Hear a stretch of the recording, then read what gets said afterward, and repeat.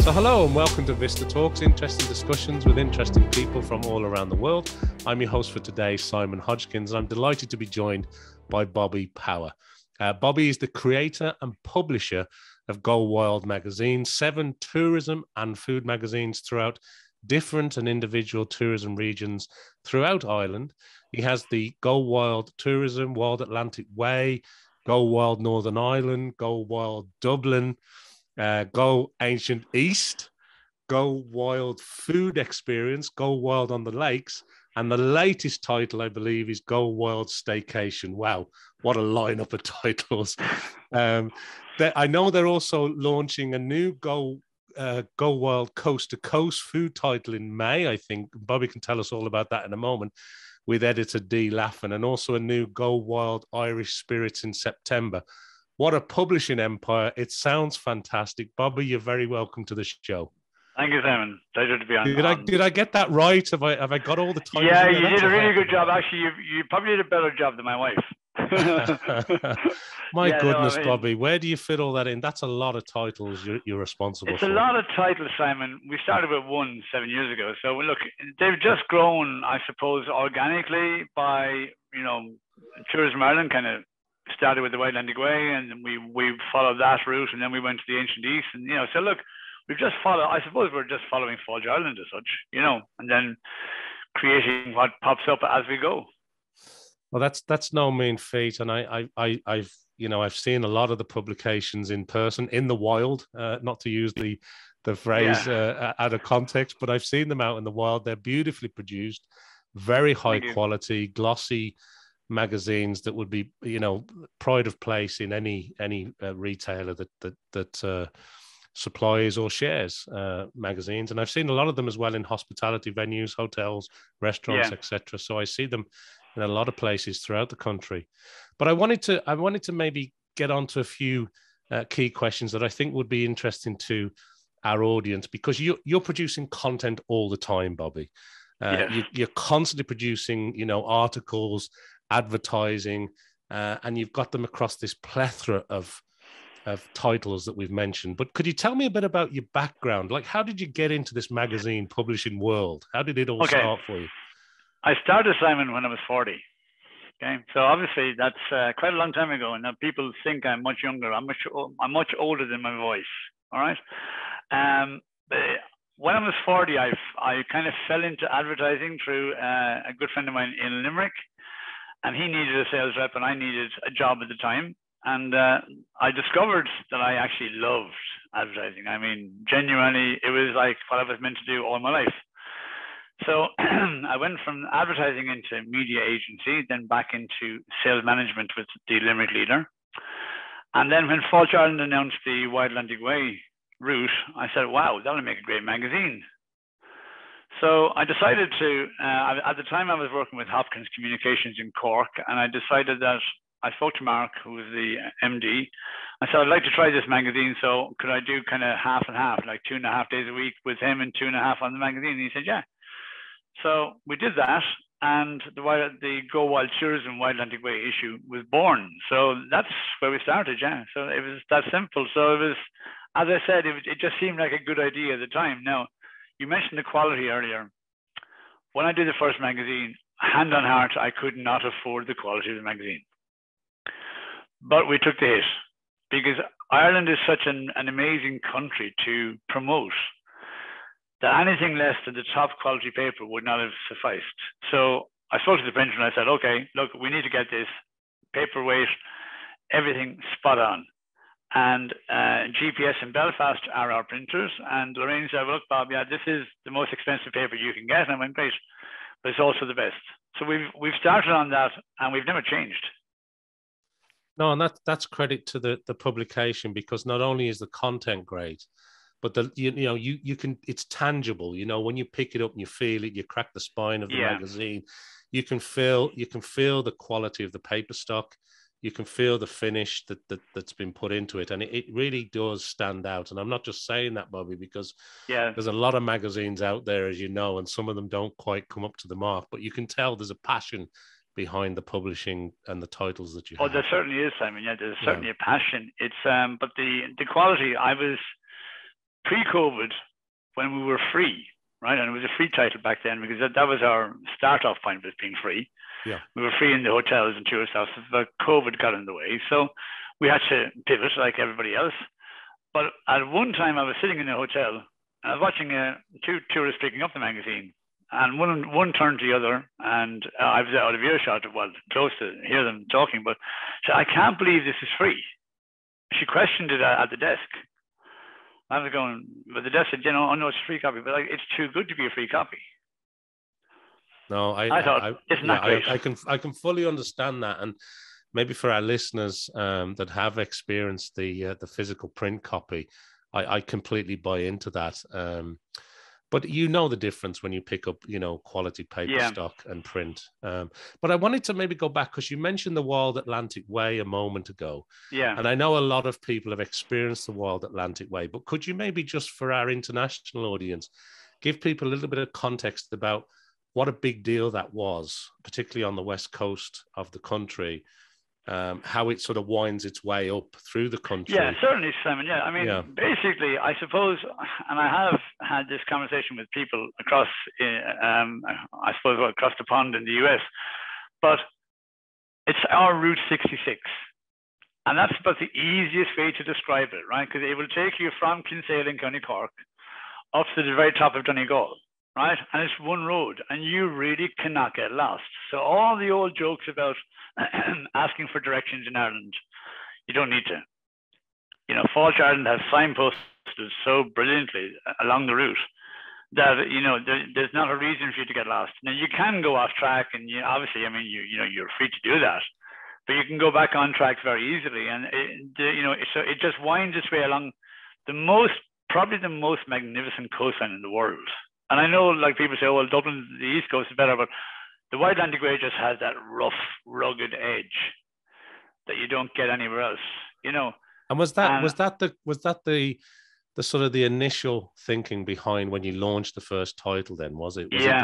It was on the back of that sort of government initiative, if I'm right in saying that. Yeah, correct. Yeah.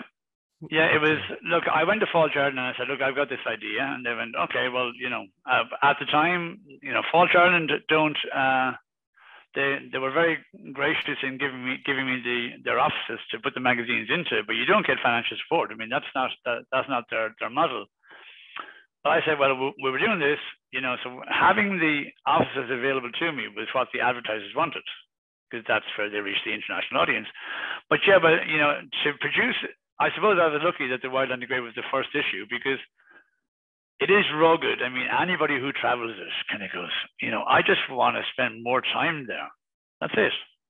I want to be in Doolin. I want to go into O'Connor's in Doolin and have a pint of Guinness and, a stew, and a music session just starts up without even, two guys walk in and suddenly it's a music session, And from a tourism and attraction point of view, it's an international story now, isn't it? So it is, yeah. It's a massive story. I mean, the Wild Atlantic Way has become, I suppose it's become their Route 66.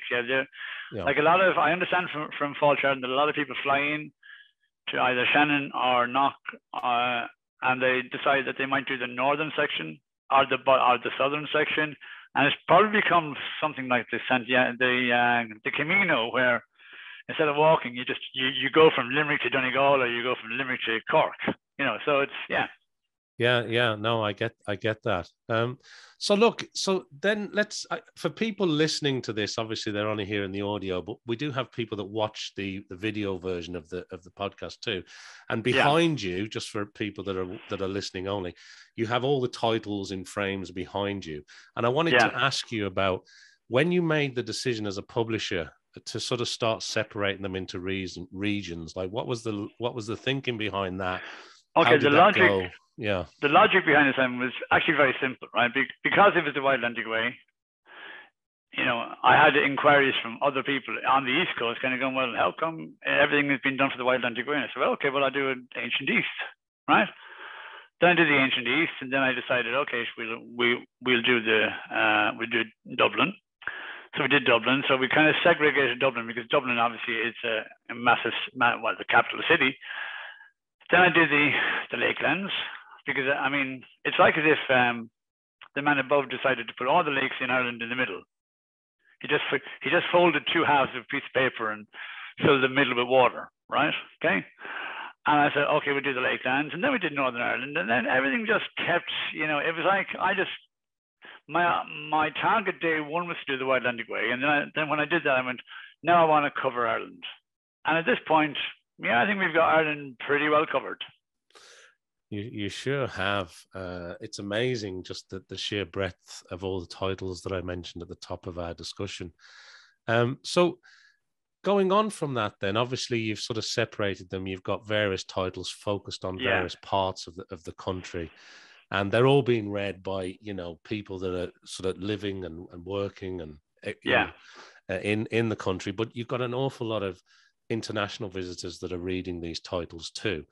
And it's been said for a long time, this is the question I wanted to ask you about. It's been said for a long time when it comes to digital publications that they were dominating over the printed ones. And we've seen everything from, you know, reading things on a Kindle, whether it's a book, or listening to audiobooks, magazines that are available online. You can buy them by subscription now.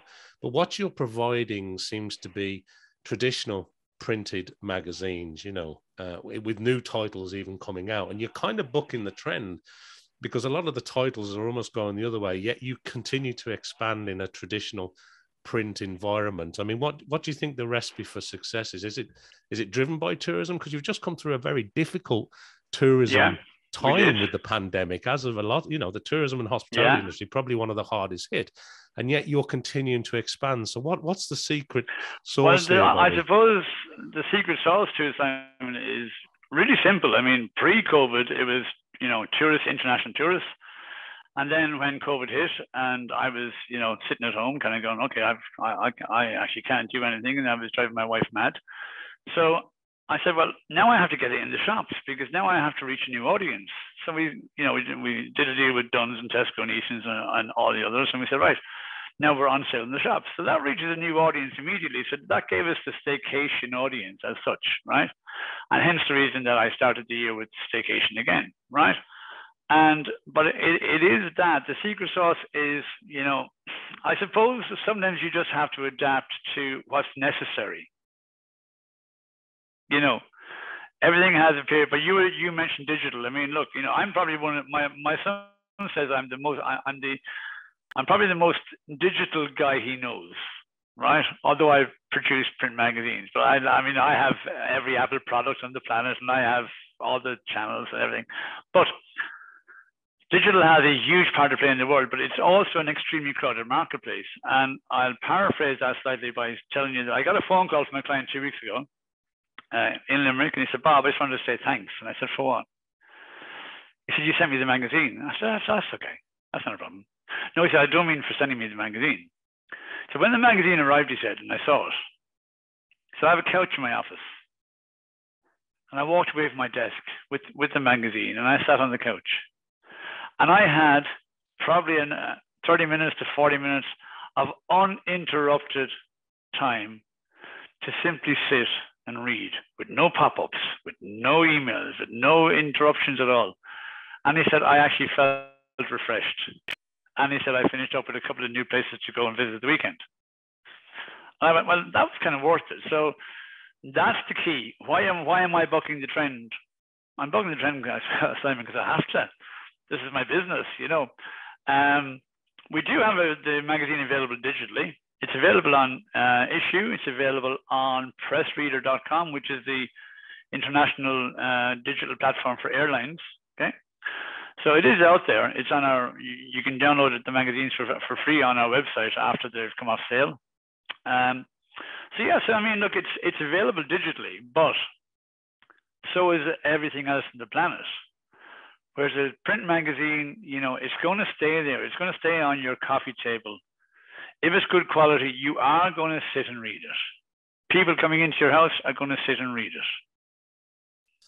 Yeah, and I think there's something wonderful about that world of print publications. And it's funny how the written word and ink on paper still captures something very, very unique and different, doesn't it? It does, but it's also your time, and it's your imagination to imagine what I imagine. Yeah, I get it. I get it. Yeah. And so you mentioned a couple of other interesting points there that I want to pick up on. So obviously, you know, digitally savvy, and you've got all the, you know, all the Apple toys and everything that you've got. And of course, it's available as a digital download on sort of the global international airline platform, etc. But you also talked about doing a deal with very large retail chains, and some of the names that you mentioned are actually very large retailers who sell an awful lot of print publication in this country, for example, in Ireland. So when you look at targeting your audience, Bobby, like, has your segmentation changed an awful lot then? You know, because obviously you think well, it's just for tourists, but you're on so many platforms with so many retail outlets or ways of distributing your content now. How do you go about thinking about that now? Well, the way I do it now, Simon, has changed. I mean, as I said, for the first 5 years, it was simply tourism. Okay, that was the focus. International tourists coming in. The magazines were in the hotels and they were in tourist offices. So the general public never actually got to see them, which was a bit of a bugbear for me, but I didn't have another source, you know. So then when I had to pivot, right, our audience has changed. It's now, you know, the people who regularly shop in Dunn's and regularly buy our Dunn's, Tesco, Easton's, I have to call them all, I suppose, but whoever shops in there and reads magazines or buys their magazine or uses those shops to buy their magazines. And when you look at the amount of magazines, and I'm regularly in the stores to see our positioning and see where we are, and we're like, our distributor does a great job, I have to say that. But people have a varied choice when you look at the amount of magazines that are there. And I always feel great that they're actually there, because, you know, I would hate to see like a digital wall where you tap a button and, you know, that was it, you know, and you got it on your phone. There still has to be that element of taking home a magazine. I mean, I remember as a kid, and my dad is long gone, but God rest him, but, you know, my pocket money was for Shoot magazine. Hence, I'm a serious Man United fan. So anybody who's a Liverpool fan out there, tough luck. But Shoot magazine was my weekly. I had to get Shoot magazine. I had to wait for him to come home from work and to go and buy the magazine. So buying the magazine is still a key element of people. But for my target audience, I mean, my target audience now is everybody. It's broadened out, not just tourism, but it's the guys in the factory, it's the girls in the hotels, it's the chefs in the kitchen. And I mean, just to swing over to our Food and Tourism magazine, which in 2018 won a World Food Tourism Award in China. But it was a great honor to win it. But that was about the chefs. And the reason I created that magazine, and you were going back to what we said about what makes it create the magazine, you never got to see the chef. Every time I've gone out for dinner with my wife, or, you know, you're in the restaurant, oh, listen, tell the chef that was gorgeous. Now, the girl might go in and kind of go, you know, and the chef says, well, what did they think? He thought it was all right, you know. But I wanted to get the chef's story. So in the food magazine, we got the chef's story. We got his favorite recipe. And it was always a recipe that you or I could try, Simon. It was never like a recipe that we wouldn't even, you know where to find the ingredients for, right? And that's why Gourmand said, yeah, listen, this is a really good title. Oh, that's great, and I do remember the Gourmand Award. That's a big deal, and so congratulations on that. And I just wanted to also say that something you said resonated with me, because I've heard it said, and you know more about this world than I do, Bobby, but the magazines, back to when you were a child, and you know, you sort of look forward to getting that magazine publication. Yeah, it's a little personal luxury, isn't it? It's something unique to you that you take. And you mentioned that gentleman that was sitting in his office on the couch reading the magazine, getting 30 minutes of his own time. And I've heard people also talk about print publications and magazines, that they're almost, some titles can almost be recession proof, because people just, you know, they won't compromise on that little sort of escapism on a monthly basis when the title comes out. Does that make sense to you? It does, Simon. And like, I was asked by my distributor at the time what I wanted to charge for the magazine, right? And, you know, you can I mean, look, you know, people say to me, Bob, have you got competition? I go, I have no idea. Do I do my research? Probably not. Okay. I'm being honest. But when she said, well, what price are you going to have? I said, 490. She said, how did you come up with 490? When I said, it's less than a fiver. I said, well, what's the thinking behind that? Well, I said, I wouldn't pay more than a fiver for any magazine. So, and now there are magazines out there. There's competitors' magazines out there for €8 and €9. But I think a fiver is enough for a magazine. That's just now, look, I might be wrong. Look, I might be wrong. You know, I've been wrong before. I'm not always right. Right. But it's that price. It's relatively, in the grand scheme of things, for people in sort of, say, a working environment, or living in a I suppose a country where there's a general sort of standard of living. Yeah. Like, that's kind of relatively low ticket price for people to get a little bit of escapism, to learn something new, to experience something different on a regular basis, right? Yeah, it is. Yeah, and I think it gives everybody an opportunity to rediscover Ireland, because, you know, we don't just discover it, we rediscover it on a daily basis. You know, I mean, and we will talk about the day in the life later on, but I do interviews myself, and one of the questions is, what's your favorite place in Ireland? And I've learned new places. I'm kind of going, hey, I'm a publisher, I should know this place. But someone says, hey, listen, there's a little bolt hole down in, you know, I'm just saying Carrigaholt, but I go, wow, I must go there. Yeah. No, look, we're always finding new things. And you mentioned the Day in the Life series, and I definitely wanted to ask you about that, because in the same way you won the award because you were sort of uncovering the chef's story. Yeah. I do notice that you've got a lot of people where you've spoke to them about a day in their life. So could you just unpack that a bit for our listeners? Could you tell us what it's about? Yeah, certainly. Yeah. The type of people involved. Okay, so A Day in the Life, Simon, started during COVID lockdown. Okay, when I needed to find a new avenue to keep me occupied and to also promote our advertisers. So I focused on our advertisers initially, and then it kind of grew into people that I met and people I came across on LinkedIn. And, you know, I've done a lot of work on LinkedIn in the last few years, and I think LinkedIn is an amazing piece of software. I was doing that over the years just to make people aware of who Bobby Power was and who Go Wild is, and so I thought, okay, well, if I can promote people and put them on my website and just ask them simple questions that everybody wants to, you know, read the interviews quickly. So we've had amazing responses. I mean, the idea was to ask 8 simple questions. Okay, and the funny part is I've had PR companies coming to me. The Day in the Life is by invite only. There is no charge. I will invite the person, and that's it. I'm not in. So I've had PR companies coming to me saying, "Hi, listen, we've got a load of clients, blah blah blah," and I go, "No." They go, "Well, but we want to change the question." I still go, "No." It's right. by invite so only. As a reader, I get to basically sort of just have a little look at what makes somebody tick, what's going on in their world, and it's kind of good to look into that for other people, because you might know some of these people, or you may know the industry that they're in, you know. Yeah, but the beauty of not changing the question, Simon, is that just say if you watch Joe Blog or you read about Joe Blogs today, and Mary Blogs is on tomorrow, your brain is immediately going to look for the same questions. If I was to change the questions, that might kind of that's changed. But it's very comfortable when it's the same 8 questions, because you know, well, what's their favorite place, and what's their advice for a young entrepreneur, and what's the first thing they do every morning? Because that's what we all do. I mean, what's the first thing anyone does in the morning? You know.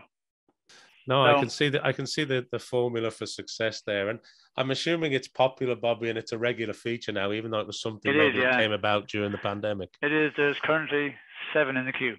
There we go. I can see the queue up there.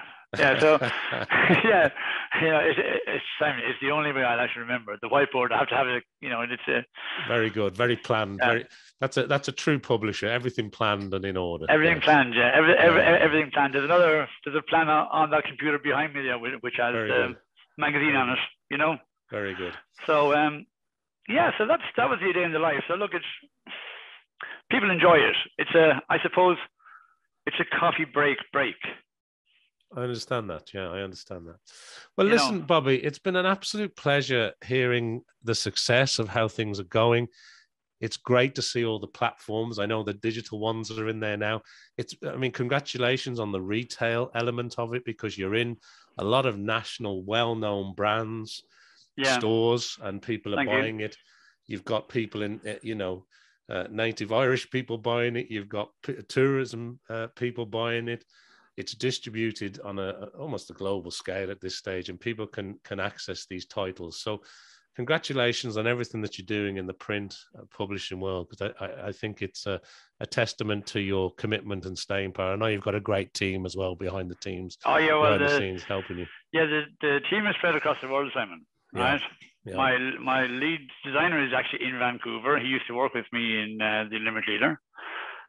So we've had an editor in London, an editor in Wicklow, an editor in Dublin. So there's lots of people around that are all a part of the team, and actually just mentioning Dee Laffin, I was so delighted that, Dee is probably one of the top people in food in Ireland at the moment. So I got Dee on board for our new title coming up on the board. Where is it, Bob? Yeah, it's 4th of May. Wow. So we have a Go Wild Coast to Coast food title. So we're going to try and do something a little bit different, and we're going to include the food trucks, and we're going to include all the different elements that now make up Irish food, including, the Indians and the Chinese and everything. And just try and get it all into one magazine. Hopefully, that's the latest title, and obviously Dee Laffin is going to be the editor on that one, isn't she? Yeah. Okay. Yes. Very good. Very good. Well, Bobby, it's been an absolute pleasure. Thanks very much for spending some time with us. I wanted to thank you very much indeed for being part of VistaTalks. It's great. Hopefully we won't leave it as long next time to check in and see how things are going. It's incredible. I'm blown away with all the titles and the success. And for anybody who hasn't experienced the physical magazine print copies, I do encourage them to go and get their hands on it. So look, that's the end of today's show with Bobby Power. Please make sure to tune in again to see and or listen to the next VistaTalks show. Once again, we'll be looking at some more interesting topics with interesting people from all around the world. Thanks a million, Bobby. Thank you, Simon. Pleasure.